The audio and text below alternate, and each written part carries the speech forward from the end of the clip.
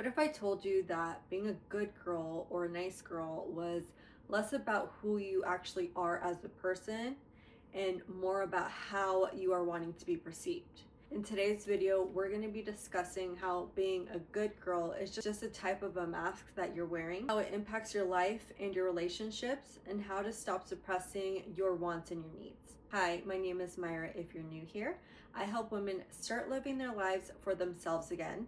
On this channel, we discuss all things self-discovery, healing the feminine, and becoming the best version of ourselves. So if that's something that you're interested in, please make sure to subscribe to my channel, and let's get on to the video. Who is the good girl? The good girl is the one that everyone is always turning to when they need help.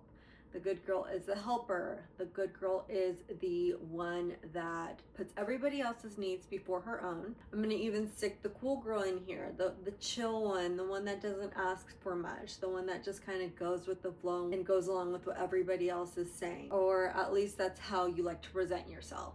Growing up, you may have been validated for being the easy child, my little helper, mommy's little helper. You may have gotten rewarded for being nice or being quiet.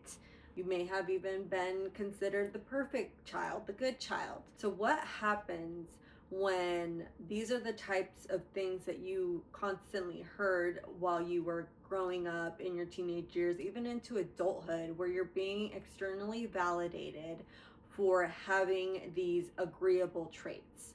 You start to conform. You want to fit into them because you're getting external validation and reinforcement from the people around you for being this way. Because you got validated for having these traits, this leads you down a path of people pleasing. And that's something that the good girl, the cool girl, the nice girl all have in common, is that people pleasing aspect. It's slow and it's quiet, and it becomes a habit. So much so that you start not having opinions anymore. You don't really know what it is that you want or what it is that you need because you feel so disconnected from your own wants and needs, or putting everybody else's before your own, that you really have lost touch with that part of yourself. You may even look to other people to help you make decisions because you no longer trust yourself, because you're so used to going along with what everybody else says, that anything that is pertaining to your own life where you have to make your own decisions, you feel overwhelmed and uncertain. So you look to other people to help you with those decisions. And a lot of women may confuse putting everybody else's wants and needs before their own for being a good person, because not only have they been rewarded for this, but culturally as women, we're kind of told that we're supposed to be self-sacrificing. But that doesn't make us a good person to be self-sacrificing. We may think it makes us a good person, but really what's happening is we're getting a high off of external validation from other people. Every time somebody compliments you for doing something for them, you get their stamp of approval. There's a sense of acceptance from the people around you, which is really what everybody wants, right? The people around us to accept us. For some people, it could be they don't like conflict, right? So they may have that people pleasing aspect because they don't want to ruffle any feathers. They just want to keep the peace. And that could be a trauma response. There's a lot of ways that people pleasing can come about, but the one key theme that happens when people are people pleasers is they get burnt out, because while you're out here trying to keep the peace, there's no peace inside of you because you're exhausted. You're saying yes when you really want to say no. You're stretching yourself thin. You're overextending yourself, so much so that you really don't even have time for yourself because you have agreed to something that you don't really actually want to do. But what is this doing? The longer you keep up this image of being the good girl, the nice girl, the cruel girl, the person who's a people pleaser, essentially, the angrier, the more alone, the more resentful you're going to feel. Because so long as you are seeking external validation and wanting to be perceived in this certain way, then you're never going to be able to live your life authentically. You'll be shaping your identity and your actions based off of how you want this person to perceive you. Because whenever your self-worth comes from external validation, then you're always going to be wondering, what does this person think about me? And will they get upset with me stop liking me, get angry with me if I don't do this thing for them. And what is all of this leading to? A life full of inauthenticity and unfulfilled relationships. Because when you're putting everybody else's wants and needs before your own, and you agree to do something that you don't really want to do, and you're technically lying. And if the whole premise of you doing this is because you're a good person, you're not really doing it because you're a good person. You're doing it because you want to be perceived in a certain way, or you want to avoid conflict in some way. And it really does a disservice when you are constantly trying to make life easier for everybody else around you. When you're a people pleaser, you tend to attract people who are going to take advantage of you because they know that you're not going to put up a fight. They know that you're just going to agree with everything that they say. And that could very well be the reason, the only reason why they're hanging out with you, or why they even ask you to do things, because they know that you're just going to say yes. But if you are really wanting to live an authentic life with genuine connections, then your relationships have to be a give and take. There has to be a sense of balance. It can't just be you give, and they take. Because people will treat you how you allow them to treat you. In regards to the closest relationships to you, what standards are you setting for yourself and for them? Would these people be around if you weren't bending over backwards for them? You may be the person that they can always turn to and rely on, but can you say the same for them? How often are they there for you when you need them? Have you even given them the opportunity to try to help you? Or have you never even thought to ask because you don't want to inconvenience someone, even though you have no problem saying yes, even though you're being inconvenienced? Here's the thing. You don't have to be a martyr. You don't have to be self-sacrificing.